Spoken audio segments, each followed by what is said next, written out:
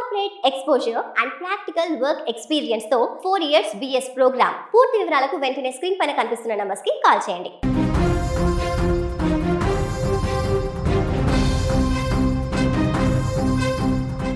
ఏపీలోని తిరుపతిని భారీ వర్షం ముంచెత్తింది. నిన్న మధ్యాహ్నం నుంచి మొదలైనటువంటి వర్ష బీభత్సం ఇంకా కొనసాగుతుంది. ఉరుములు మెరుపులు భారీ ఈదురుగాలులతో కూడినటువంటి వర్షం నగరాన్ని ఒక్కసారిగా అక్కడ అతలాకుతలం చేసింది.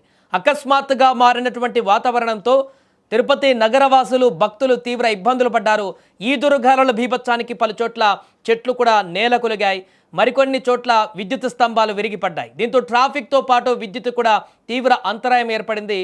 అలాగే తిరుపతితో పాటుగా అనేక ప్రాంతాలలో ఏపీలో కూడా మిగతా జిల్లాలలో కూడా భారీ వర్షాలు నమోదవ్వడం జరిగింది. ఏపీలో ఉరుములు మెరుపులతో ఈదురుగాలులతో కూడినటువంటి భారీ వర్షాలు బీభత్సం సృష్టిస్తున్నాయి. ఈ అకాల వర్షాలు భారీ ఆస్తి నష్టంతో పాటు ప్రాణ నష్టాన్ని కూడా కలిగించాయి. గంటకు 40 నుంచి 50 కిలోమీటర్ల వేగంతో వీచినటువంటి ఈదురుగాలులు కృష్ణా, ఎన్టీఆర్, తూర్పుగోదావరి వంటి కోస్తాంధ్ర జిల్లాలపైన తుఫాన్ లాగా తీవ్ర ప్రభావాన్ని చూపించాయి. వర్ష బీభత్సానికి 5గురు మృత్యువాత కూడా పడ్డారు.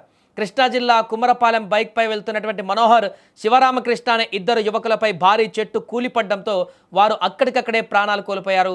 అలాగే విజయవాడలో ఈదురుగాలులకు విద్యుత్ లైన్ తెగిపడి హోంగార్డు మరణించాడు. అక్కడ కృష్ణా జిల్లా లంకపల్లిలో తాగునీరు తెచ్చుకోవడానికి బయటకు వెళ్లిన అనిత అనే ఇంటర్మీడియట్ విద్యార్థిని గాలికి తెగిపడి ఉన్న విద్యుత్ తీగను గమనించక దాన్ని తొక్కడంతో అక్కడికక్కడే ఆ యువతి కూడా విద్యుత్ఘాతానికి గురై మరణించడం స్థానికులను తీవ్రంగా కలిచివేస్తుంది.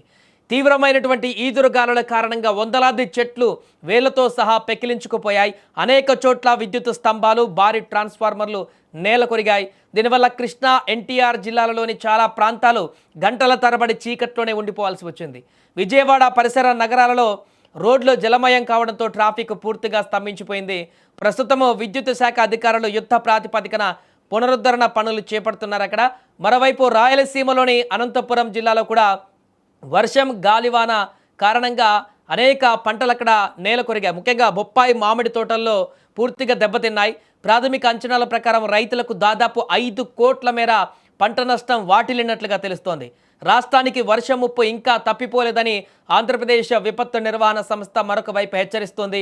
ముఖ్యంగా తూర్పుగోదావరి, కాకినాడ, గుంటూరు, బాపట్ల, తిరుపతి జిల్లాలలో రాబోయేటువంటి మరికొన్ని గంటలలో 40 నుంచి 50 కిలోమీటర్ల వేగంతో కూడిన గాలులు, ఉరుములతో కూడిన భారీ వర్షాలు కురిసే అవకాశం ఉందంటూ కూడా మరలా స్పష్టం చేయడంతో ఇంకా అక్కడ భారీ వర్షాలు కురిసేటువంటి అవకాశం ఉన్నట్టుగా తెలుస్తుంది. ఈ నేపథ్యంలో ప్రజలెవరూ కూడా బయటికి రావద్దు, అత్యవసరమైతే తప్ప ఎవరు కూడా బయటికి వెళ్ళకూడదు అనేటువంటి అధికారులు హెచ్చరికలు కూడా జారీ చేస్తున్నారు.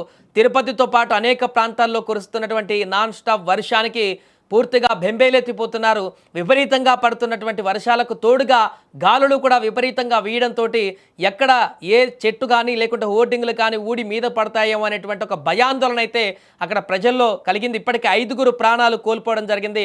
వివిధ ప్రాంతాలలో ఆంధ్రప్రదేశ్లో నిన్నటి నుంచి కురుస్తున్నటువంటి భారీ వర్షాల కారణంగా ఈరోజు కూడా అదే రకమైనటువంటి పరిణామంతో అక్కడ వాతావరణ పరిస్థితులు ఉండడంతో ఈరోజు రేపు కూడా ప్రజలందరూ కొంత అప్రమత్తంగా ఉండాలంటూ అధికారులు హెచ్చరిస్తున్నారు.